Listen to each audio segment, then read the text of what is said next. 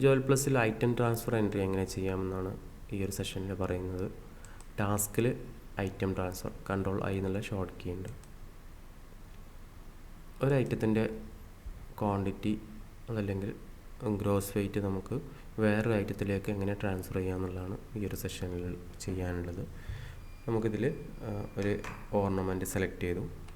അതിൽ ആ ഒരു ഐറ്റം നമ്മൾ ചെയ്യുന്നുള്ള ഐറ്റം സെലക്ട് ചെയ്തിട്ട് ആ ഒരു ഐറ്റം നമ്മൾ ഓൾഡ് ഗോൾഡിലേക്ക് ചേഞ്ച് ചെയ്യാൻ വേണ്ടിയിട്ടാണ് ചെയ്യുന്നത്. അപ്പോൾ ഇതിൽ എത്ര വെയിറ്റ് ഉണ്ടെന്നുള്ള നമ്മൾ വെയിറ്റ് കൊടുക്കുക.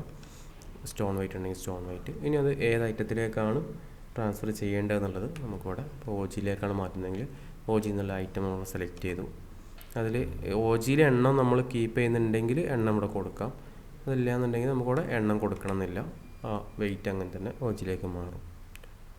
ഓക്കെ, ഇതാണ് നമ്മൾ ഐറ്റം ട്രാൻസ്ഫറിൻ്റെ ഒരു ഓപ്ഷൻ വരുന്നത്.